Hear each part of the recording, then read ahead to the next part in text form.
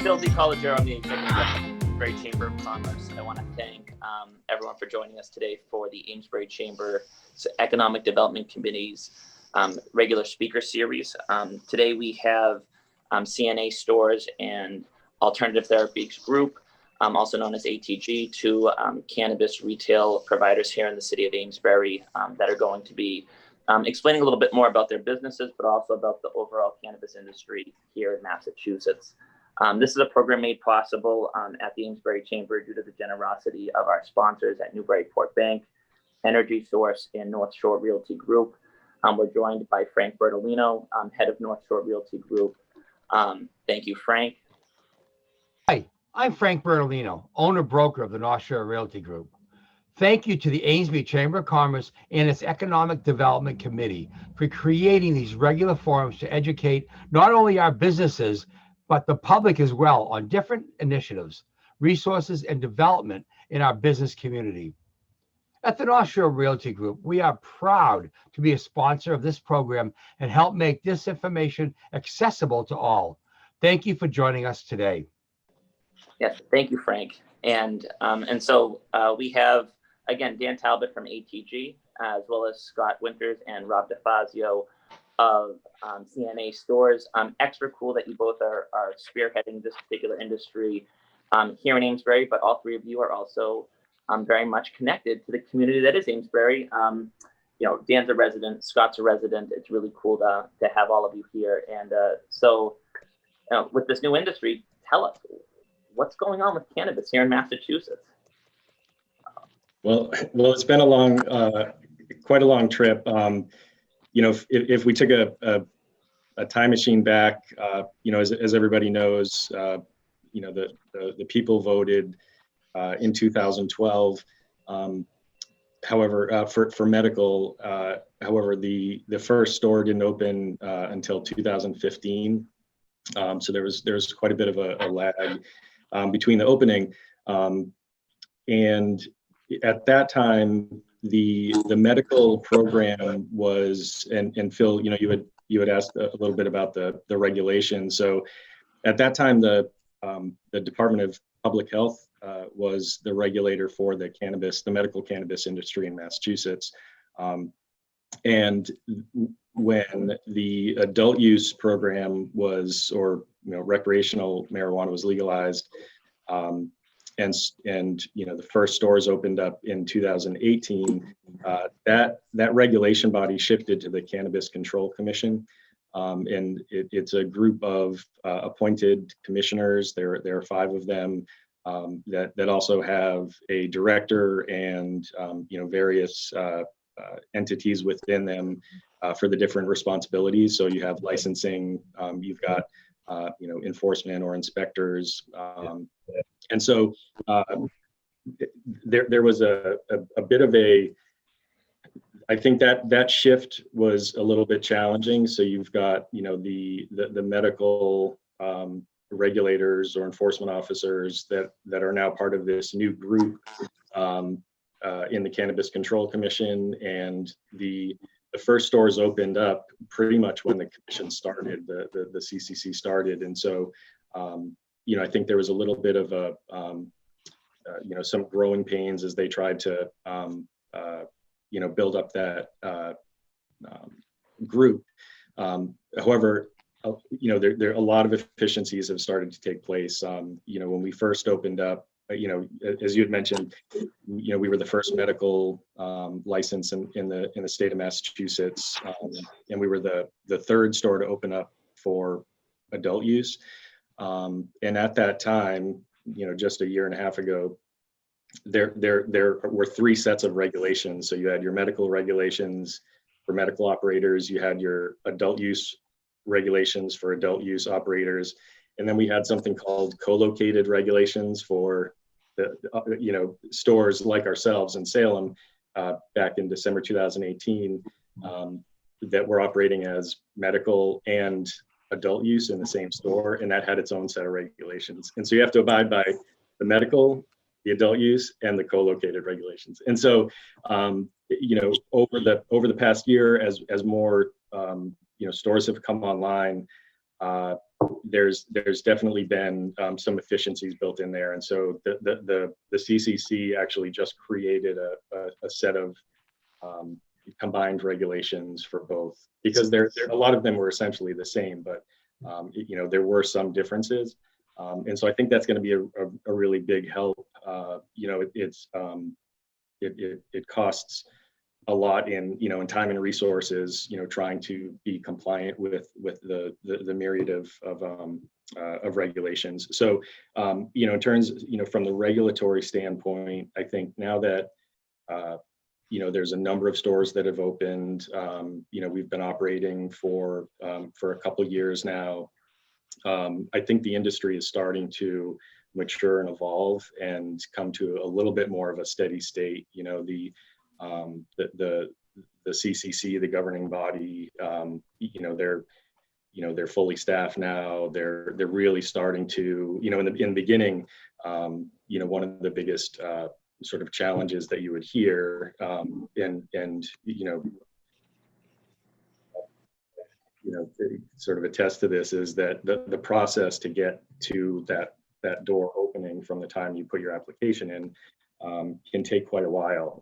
And so the state now has been reviewing applications, coming out to do inspections. That's all started to happen a lot more quickly.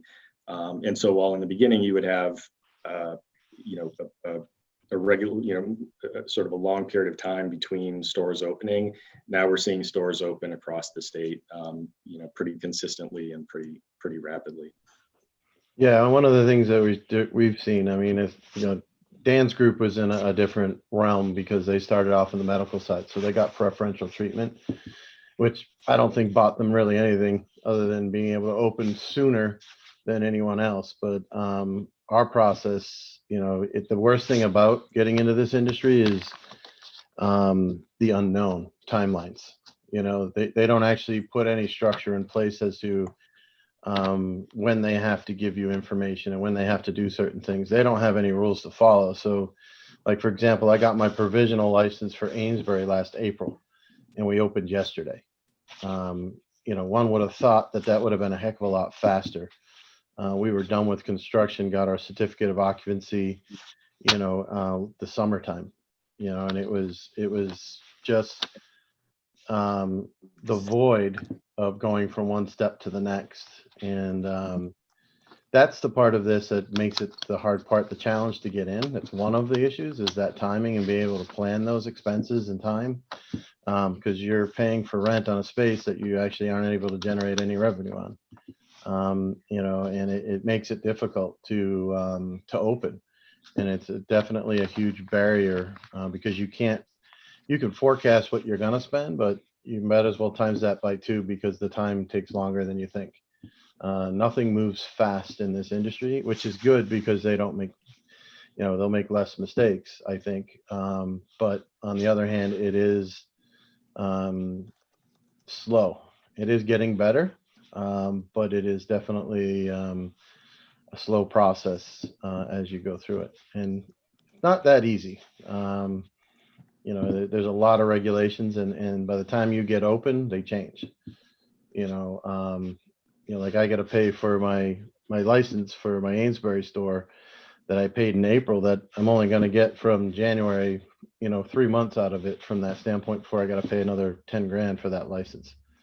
And I've only been open for a few months. So that being, said, there's a lot of challenges. You can talk about banking, you can talk about insurance. I mean, people that we've got on here that are with banks and, insurance companies, that some of them won't even touch us because of the fact that we deal with cannabis. It's not legal federally, but it's legal in this state. So it makes it an interesting environment. From an economic standpoint, it's not the gold rush that you saw, or, like the traffic jams that you saw when they first opened up.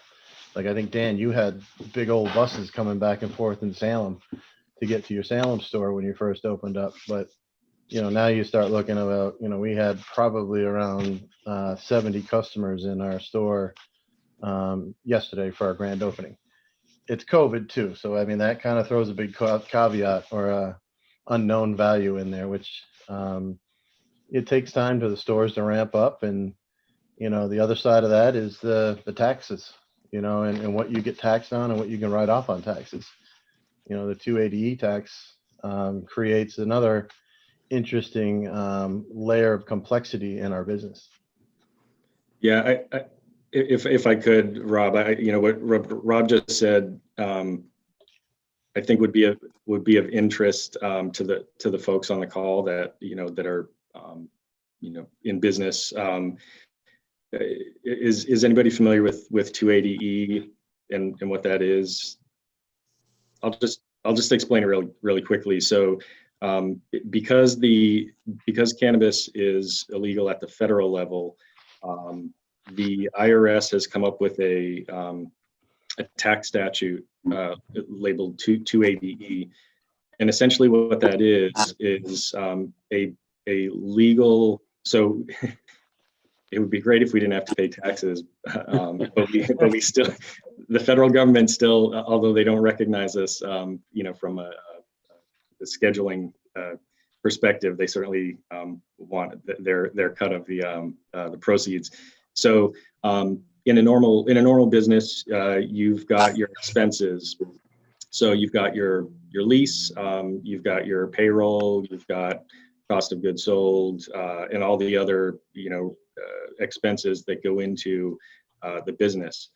With cannabis, you can't expense anything except for cost of goods sold, and so you can't expense payroll, you can't expense anything, unless it is directly related to the cultivation of the product, or the purchasing, if you're purchasing from another vendor. And so those of you that know business, you can imagine if you're not able to expense any of those things, and you're paying taxes on top of them, on top of that. Yeah. So that's where a lot of people, and it's the media kind of puts it out there that it is this great, the green rush they call it, but they're certainly the pound of flesh taken at every step. Yeah, I believe that was put in place in the 80s in order. It's kind of a way for the IRS to go after drug dealers for tax evasion.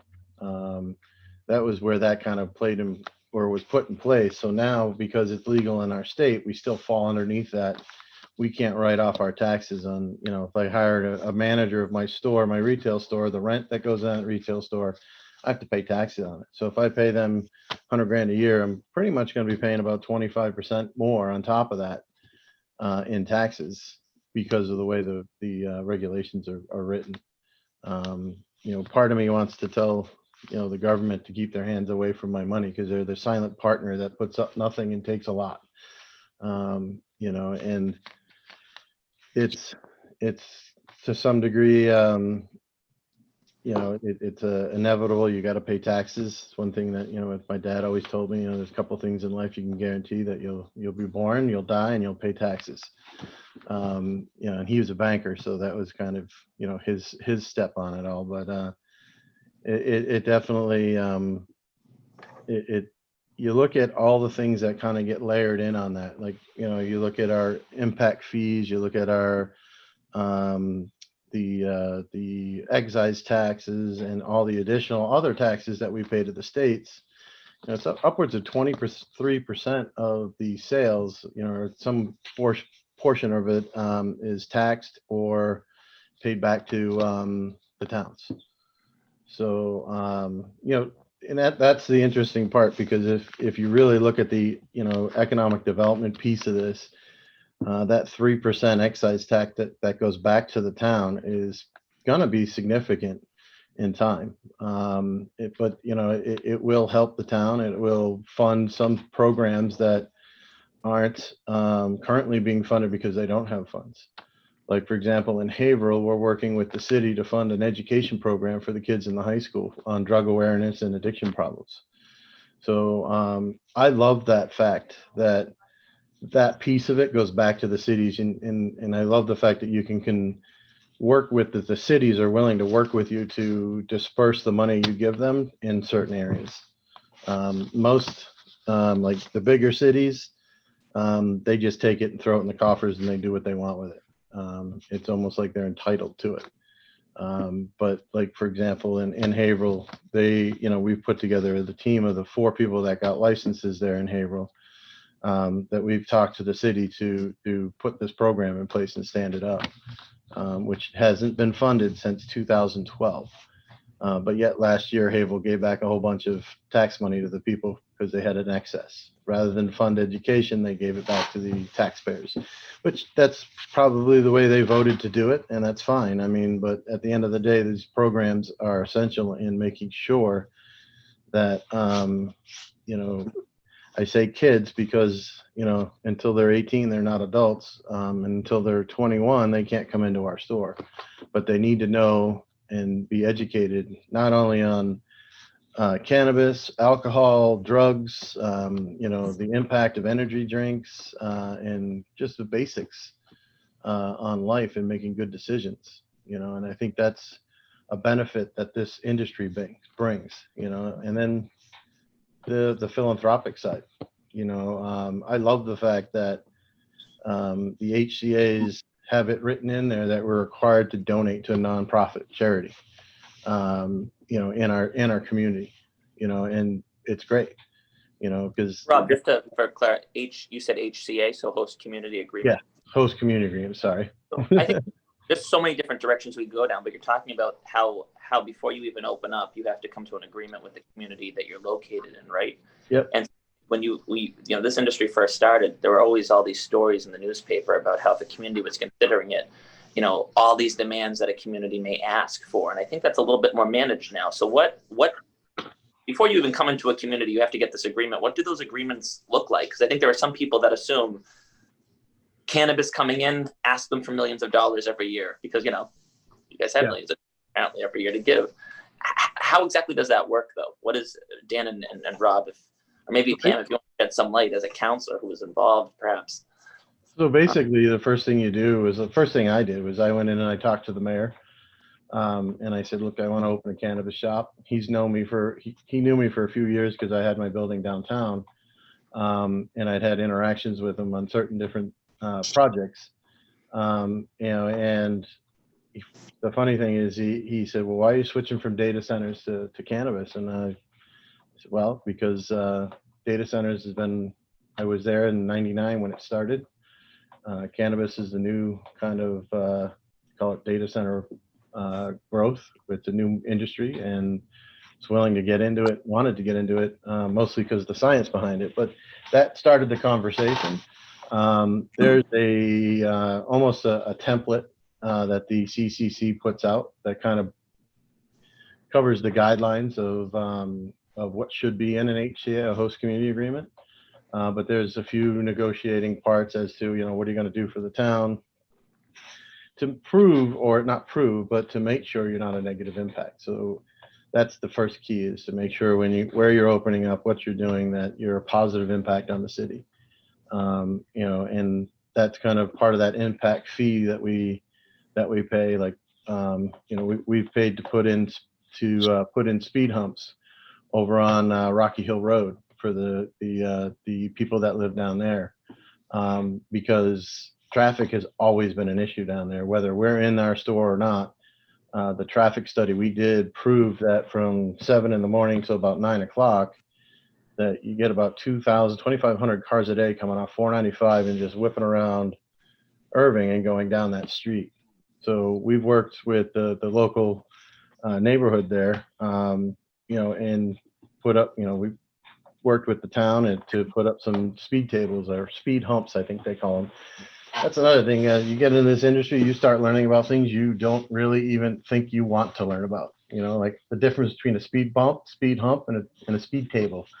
But working with the town and the community, we can help solve a problem that technically isn't a problem because we didn't even create it, but we're going to help solve it. And that's kind of the culture that this industry, Dan can probably attest to this, that you know, it affords you the ability to help when there aren't funds to help, you know, and it's a kind of a good thing because you can see a solution, you see a problem, and you can provide that solution. You know, like for example, we fed 12,000 families over the last 12 weeks out of our South Hunt facility. You know, we gave out 1,000 boxes of food that fed a family of two for a week. And I don't think any other industry can say that they've done that, you know, and that was with a lot of local cannabis companies were actually helping us hand these boxes out and distribute the food and things of that nature. So, you know, that I can't say that in my data center days that would have happened as quickly as that. And that's the part I'd like about it. But on that, going back, sorry, I got off on track on the HCAs, but that's kind of where the HCAs come into play. And, you know, and it's not a matter of, it's funny because your HCA, there's a line item on the bottom of it that says, if you sign one somewhere else with better terms, that you have to increase your terms with the previous HCA. So they're very, I don't know, Dan, when's the last time you guys had to deal with an HCA? I mean, they seem to be pretty plain, mine are the same at every city. You know? Yeah, I think it was a little different in the beginning, but they've you know, as you said, they become more of a template, and just, you know, it's you know, Phil, to your question about you know, structurally, it's the regulations require that first you have you have to go to the town and get their you know, their okay, and that's in the form of the HCA, and you know, as Rob had said, you know, the key components of that are, you know, some percentage of the revenue that you bring in from sales will go to the city, and there's usually a charitable component to it.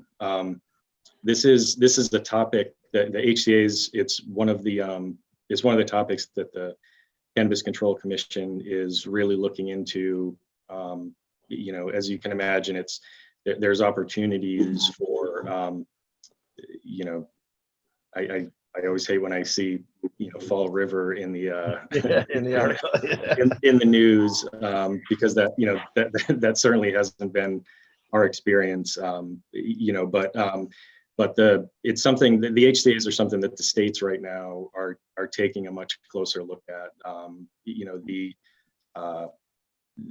percent, the fees that go to the towns, you know, are really meant to mitigate any negative impact to the town. You know, and back, you know, let's say when we first opened in December of 2018 for adult use sales, I would say there was an impact. You know, we were the only one of three, you know, the only recreational cannabis store, you know, on the east part of the state. And so there were lines, you know, you know, there were police details, you know, there were shuttles that were needed just to handle you know, the crowds of people. You know, but nowadays, you know, I think the impact is relatively little. You know, there's not like of it is kind of worn off, you know. Yeah, the newness is worn off. You know, people aren't. I don't know if you guys remember when the first one opened, but you know, people were driving over people's lawns and urinating in bushes, and it was not good. Yeah. It was. But yeah, so it's you know, it's a necessary part of the program, and you know, as Rob had mentioned, you know, there is a stipulation in most of them. There is with the 3 cities that we work with, that there is a specific amount of money set aside each year to be donated to. In some cases, the city selects the charities that it goes to. In others, they might make suggestions. You know, others, it's just, you know, it has to be a nonprofit. So I think there's different levels to that. And that kind of changes with the way you negotiate it in some cases, right, Dan? Yeah. And so, you know, we've been able to, you know, give to our neighbors, we're big givers to our neighbors table, the Jeannie Geiger Crisis Center, some other projects like the Amesbury Carriage Museum, Lowell's Boat Shop, those types of things. So that is a good part of it, because it's written into a contract that you need to provide those charities, but it still feels good to give. Yeah. But the one thing I've always told my team is the more you give out, the more you give back, right? And we kind of drive that culture within our company that if you're not willing to do charity work, then I don't think I'm willing to hire you. And it really comes down to that. If you're not engaging in the community and helping people, then you're not a fit for our culture within our company. And that's it's probably a high expectation, but from my standpoint, that's how serious it is to us and our company. So Barbara I'm just looking on the questions on the side. Barbara had a really great question. Are you able to take advantage of the grants or loans for COVID-19 relief? So I assume you're talking about the payroll protection program, the economic injury disaster loans, and the answer is no. We are certainly impacted by all of this, but because we are not federally recognized, we are not able to take advantage of any of those. So yeah. Yeah. Can I ask, are your employees able to collect unemployment? So we are still, and we would even if we weren't required to. The unemployment component is something that is relatively the same for us as it is for other employers, and so we unfortunately, Governor Baker made the decision to when the shutdown occurred to distinguish, and this didn't happen anywhere else in the country, but made a distinction between medicinal marijuana and adult use or recreational marijuana. Now the reality is, I would say over 50% I would say maybe even 60% of the people that come into our stores on the adult use program are really consuming for medicinal reasons. They just don't have the license or the ID card. So because of that, we had to shut down our stores. We had Salem that was medical, but we just couldn't for a period, for 3 months keep a staff on, and so we did have to furlough, and those furloughed employees all were able to receive the benefits. They were able to receive the additional $600 per week in those benefits. So the employees were not impacted the way we were in terms of not getting any of that relief. I'd like to ask a question for either Rob or Dan. Could you walk me through the process of going into one of your locations? So I know, years ago, obviously, if you were a pot smoker, you were a loser and a dreg of society. And I knew he smoked pot, and I don't know if it's that way anymore. I'm not in that, so I don't know. But I don't know the process of going into the shop. I heard you have to show a license. I heard you collect personal data. I don't know if this is all true.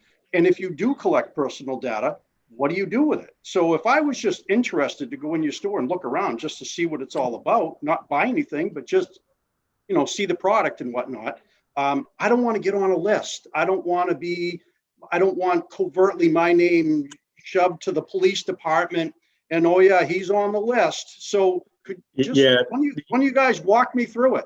Yeah. So Matt, the state actually has made very clear that no personal or private information is captured. So it's really straightforward. You come into the parking lot. We have, a guard at the door, and they, if it's your first time there, they'll, just make sure you understand the lay of the land. You go to the front desk. We do have to check IDs, and we have a machine that does that. And if you remember back in the day, like if you went to a bar and you were from out of state, they had those books that you would look to see what the license. All that machine is it just checks to make sure that the ID is valid, Right. and then it gives a green light or not, and then you can go you go right into the store. So that information is purged every night, and it's never like it's never captured or put into a database. And on the medical program, it's a little bit different because you have to sign up for the program, get a prescription, you get your ID card, and then there's the way they track on the medical program is over a series of time. So there are maximum limits of how much you can purchase. And so if you're in the medical program, you will be, your system, your information is in the system. But it's, we abide by the HIPAA regulations and patient privacy, et cetera. And the only thing that license machine will do is it will tell us if you've come in already that day by the barcode, because we don't want people looping, right? So you can some enterprising young individual might decide to come down and come into the store. So yeah, it's a concern of a lot of people. I can assure you that we're not capturing people's information or snapping pictures of your. And Matt, I think the big difference between the medical side and recreational side is just that, because on the medical side, they do capture your information. They are, I believe you're required to sign up and register. So all your information gets put on a medical list. So you have a medical ID card that you can go into a store and purchase. Recreational side, you have that anonymity. We do have the scanners as you come in, like Dan was saying, and check that. You have the option to sign up for a rewards program, but not really it's a club program just so you get notifications. But yeah, I think when it comes down to it, it's pretty, you can go in and be anonymous, but we still need to verify that you're 21 and be able to show proof that you're 21. It also makes sure, like Dan was saying, turnstiling. I don't know if anyone knows what that term is when you come in, you buy your maximum amount you're supposed to be allowed to buy is the flower equivalent of an ounce. If you come in and buy an ounce from my store, we need to track that you came in and bought that ounce, because we can't sell you any more product for another 24 hours. So that's why we keep that data for 24 hours so that we make sure that we don't break the rules by selling you more, or in that kind of an anti-diversion method of doing it. I think on the medical side, they share all that data with other medical stores. Is that correct, Dan? Yeah, the system, the database shares so that they can, again, in medical, it's the quantity is measured over time. So within 3 months, you can't purchase more than X ounces. So they do track that. If you go to one store, then to another, your quantities are going to tally, and you may eventually get to a place where you max out. What's your average sale? I can't imagine people going in there going, I'll take an ounce. And I don't even know what the pricing is like. I have these wild ideas in my head, but I have no idea Matt, what the pricing is even. So yeah, this might be a good opportunity, and Rob, I'd welcome, you as well. There seem to be some questions on the side about like what the experience is once you do go through that check. I know, my wife, I'm in this business, but she's terrified to go into a dispensary. I'm like, what? Like it's this, while the industry has certainly evolved, perceptions have certainly evolved. I still think there's, a lot of people thinking, I can be going into a head shop and, it's like, am I, if I don't know what I want or if I have questions. And so, so when you come in, we actually have a consultation room. Everybody is really friendly. We have a lot of educational material. Barbara, that was a question that you had.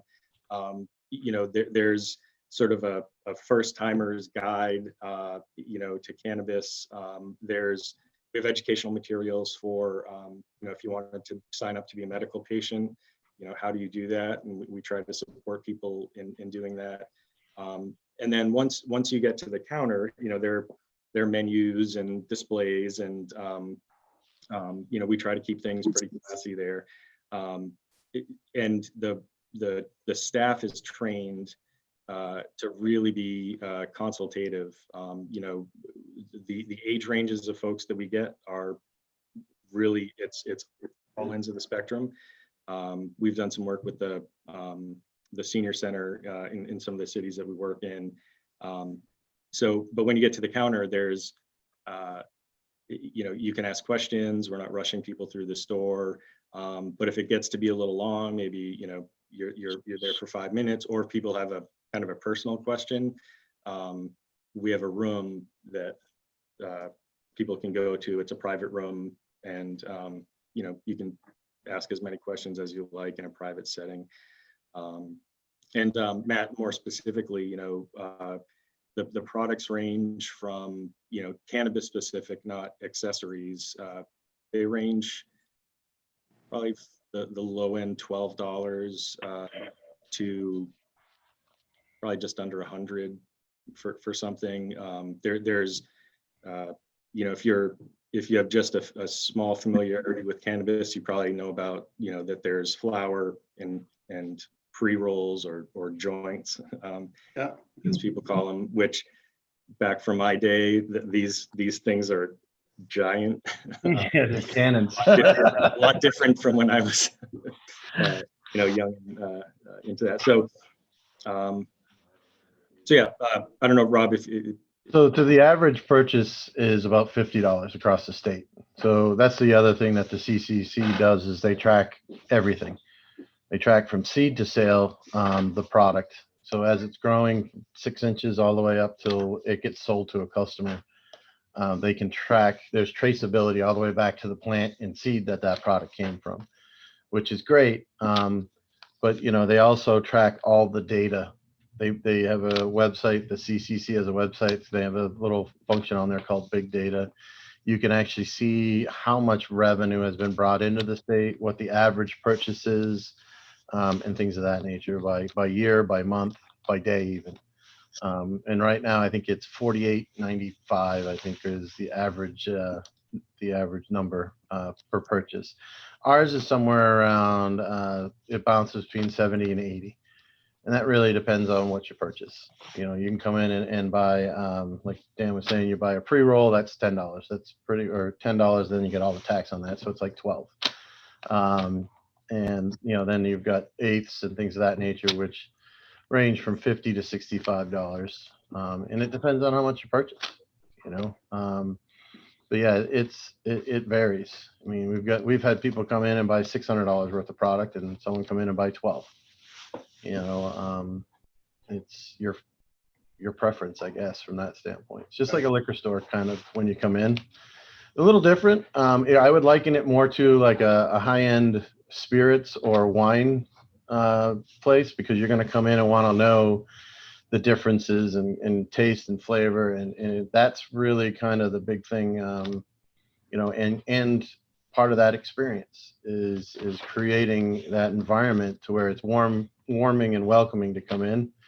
And there is a good amount of people, our customer base, that is apprehensive to come in because it's their first time, and they don't know, and that's like Dan's saying, you want to have staff in there that are welcoming and friendly and informative, because that's really the key thing, because you can have a bad experience if you don't know what you're doing. If you haven't smoked in forever, and you're, let's say, 60, and you buy a joint that's got the highest THC level, and you take 2 puffs, next thing you know, you're sound asleep on the couch, or you're paranoid as hell because you're worried that everybody thinks you're high, and that that everybody knows you're high, and you freak out and you never want to do it again. So we always kind of have our customers that are new start low and slow, as they say, just so that you can understand how it affects everybody's body differently. So you can kind of gauge that process. Like our gummies, we've got half dose gummies, which are a smaller dose so that our customers can experience how it affects their body. A dose on my body would affect me differently than, let's say, Pam, just because I'm like 4 times the size of Pam. Zero tolerance. Zero tolerance, yes. Hey, can I jump in and ask a couple of questions because I know Sure. we're jamming on time here. One thing I just want to ask you to speak briefly on, guys, is the way that a customer can describe to you the experience they want, and that there's like these 2 separate types of cannabis. One that makes you up a little bit and one that puts you down a little, relaxes a little. So if you could speak to that. And then I also just kind of nuts and bolts here, just, can you please share with us what the anticipated revenue is to the city for both of you guys for 2021 and how you sort of pay into the city? First of all, you pay in 3%, I think, of your sales. That's just what I want to speak to now to the city. And when do we see that? Every month, every 6 months, every year? What's that process look like? So those 2 questions. So if I could, I'd like to speak to the strain question, the uplifting side of the plant and the relaxing side of the plant. And you're right, there are two main family lines, and that's indica, which is known as in the couch, and then there's sativa. There's also a lot of talk about the compounds and the terpenes and how they interact and create the effect as well. I won't get into the weeds with that, just because it's a complicated conversation. But to keep it brief, there are 2 family lines, and most everything that is grown today, if not everything that's grown today, is what's called a hybrid. There are very few what's known as land strains, which are pure indicas or pure sativas, because everything's been crossbred and genetically altered. So everything's pretty much a hybrid that leans either sativa or leans indica. For example, Kirsten, my better half, uses a indica to fall asleep at night, where I treat my issues with sativa. So I deal with depressions, and so I need something that is uplifting. I can't use something that's in the couch because it'll drive me right to my depressions. So that's where the bud tender and the knowledge comes into play, and it was a lot of the conversation behind regulating this industry, was the having that sense of professionalism where we can kind of guide people, so they're not just getting something random and actually worsening what they are trying to treat. And so that's where the education part comes in at the staff level. And I'll let the 2 gentlemen talk, Rob and Dan, talk about the economic side of things. Dan, we've been open approximately 1 day in Amesbury, so I can't really give you a huge amount on projections because nothing's actually what's the word I want to use, transpired the way I planned over the last 2 years. It was supposed to be open almost a year ago based on my plan, so I'm going to let Dan answer this one. And I'm emailing our CFO to find out answers that I should know. So Pam, I can follow up on the projected amount. It's it's 3% of revenue, and I'm fairly certain it's paid every 6 months.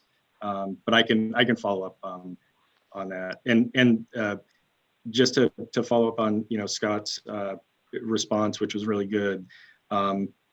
What we're seeing, and part of the I think the challenge with people that are new to cannabis is that there are these, it seems like this kind of world that you don't really know the language for, and that can be intimidating. And so, what we're seeing in the market is moving away from talking about indica and sativa and, various terpenes and things like that are,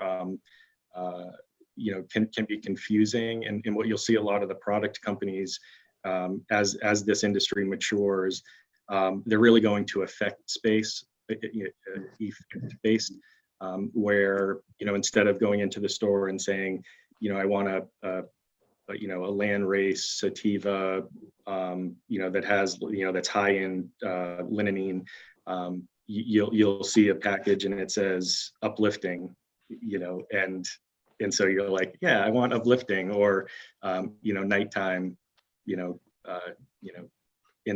going to bed or something. And so that's a big part of where the industry is going, is more effect based. Yeah, But you always have connoisseurs that still are really into that, and that's where I think the industry is also going to like a craft model, where you have cultivators that are really serious about their growing, and that might fetch a premium over something that's I guess not as cultivated. So Pam, to answer the money side of it, our projected sales it would be somewhere north of $1 million in revenue back to the city.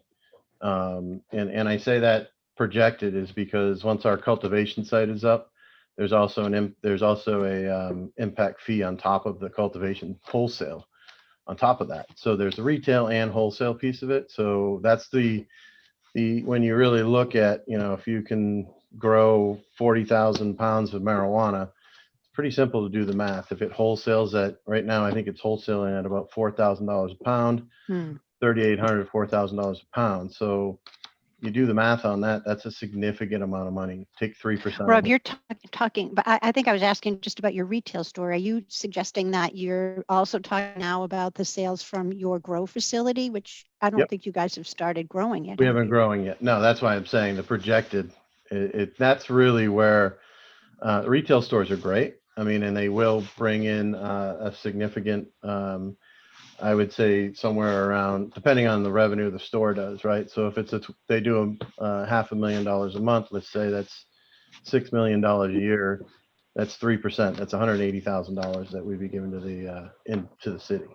So got you. And so I just want to just share too. I don't know if everyone on the call realizes, but so Dan also has a grow facility that's growing, and Rob, you've got a grow facility that is in the process of being built out and hasn't started growing yet. So, and those are separate licenses, separate host community agreements, separate financial arrangements, right? Yes. Yeah, and Pam, so we have a cultivation site in Salisbury. The cultivation site in Amesbury was recently acquired by a company named Curaleaf. So they're, right. Yeah, are you still going to grow at that site, or are you shifting everything over to Salisbury? We're shifting, so that's completely owned now by a different company. Okay. I don't think I realized you guys were leaving the park. Well, okay. they're still still there. It's the company split. So Chris and Julio, who are the founders, have stepped back. Curaleaf now owns the cultivation in Amesbury, and I'm running the retail stores. But everything stays the same. It's the same. We basically split that community host agreement, and so Curaleaf will now be taking on that, the responsibilities that were previously ATG, but we're still running. I think technically, aren't you ATG 2? What's that? You're technically ATG 2, the number 2, and they're ATG, right? Yeah.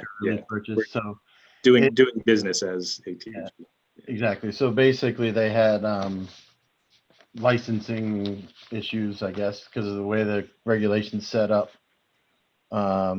It's kind of funny because I own a bunch of stock in Curaleaf, so it's interesting to me to see that, Dan, you're my competitor, but go, Dan, go. But it's the state has tried to, as Massachusetts does, control everything as best they can and limit the being able to control everything from an end user standpoint. So you can only have 3 retail licenses. You can only have 100,000 square feet of canopy on the cultivation side. So it's pretty interesting how they're changing things around as we get open. I mean, when I started, there were no delivery services. Now there's a delivery service. And this is the interesting part, was the way they set up the delivery service is that they can deliver to any town that has approved recreational, but yet the town doesn't get anything from it. So Yeah, go ahead, yeah, Dan. Rob, and it's too bad Angela had to leave. A quick time check, Phil. Are we okay? I was gonna let you finish that thought, because we're approaching on, normally when I let you guys wind down, I also recognize that this is a topic we probably could keep you on for another 2 hours, and it would Oh yeah. Yeah. Well, I did just want to because it's something that's definitely going to impact the town. As Rob had said, and Angela had asked about, so just a quick background. The CCC about 6 months ago, kind of out of nowhere, decided to create a new license type. There was a license type where it was kind of like a DoorDash. You could work with a retailer, brick and mortar. They created a new license called a wholesale delivery license, which will enable an operator to create to have a huge warehouse and a fleet of trucks, and deliver to any of the towns, as Rob had said, that have that have approved sales in their town. That the license is has an exclusivity period of at least 3 years to social equity applicants, and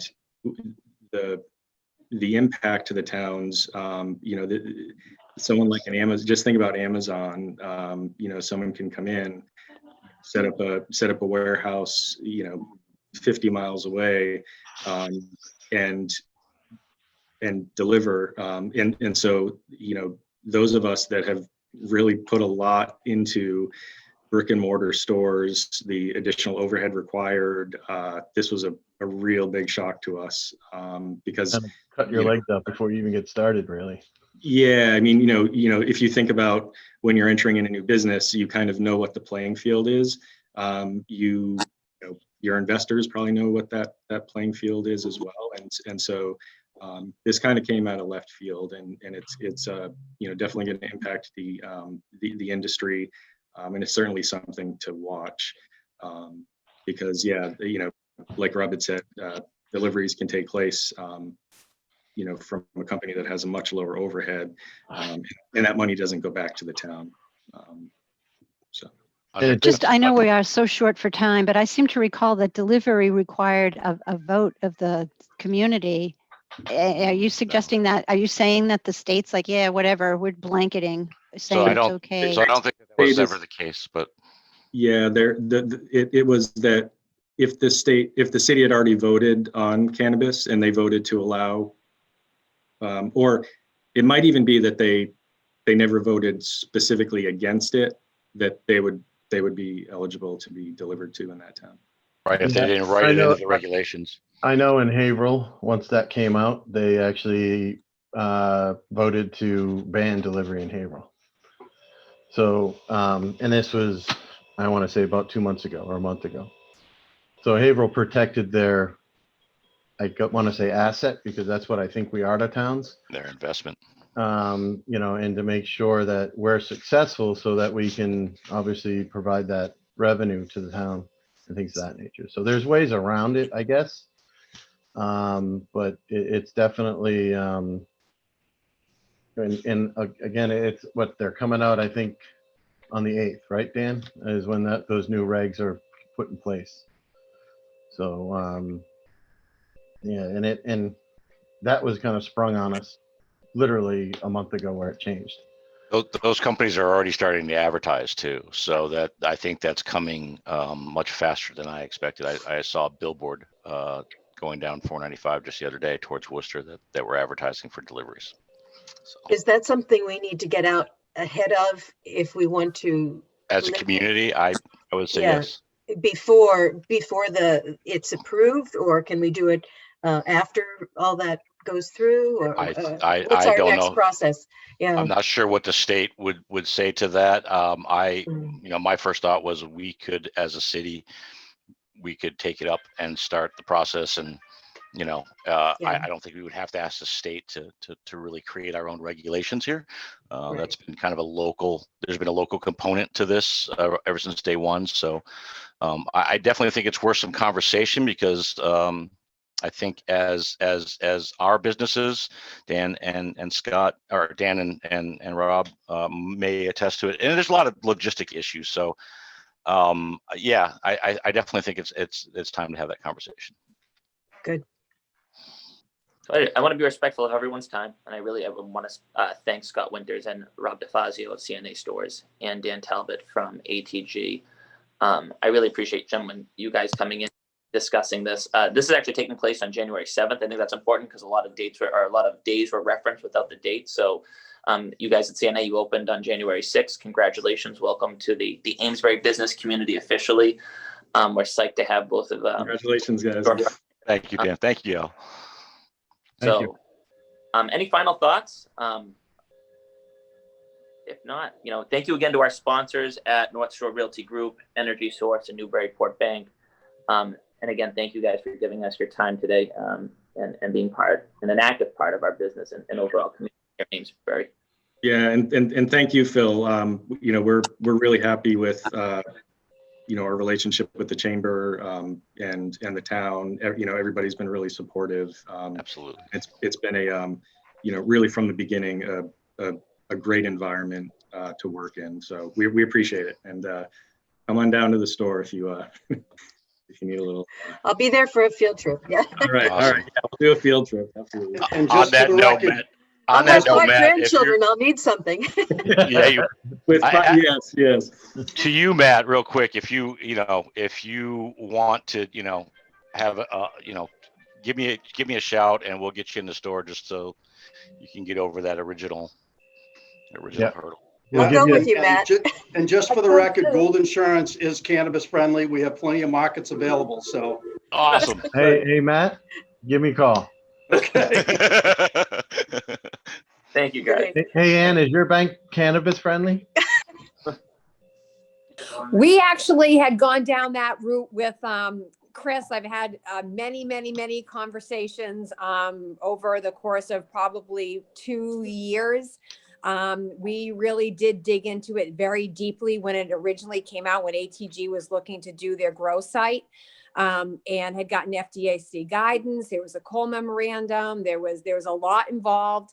And because of it being still not legal at the federal level, we've revisited it a couple times. And at this point right now, we are not. That's not to say that it won't be explored, in the future. But I certainly do want everyone to know that we, as a bank, did look into this very seriously, very deeply, and like I said, had a lot of conversations with Chris, both on the phone and in person. But it was a decision at our executive level that we're just not going to take that on right now.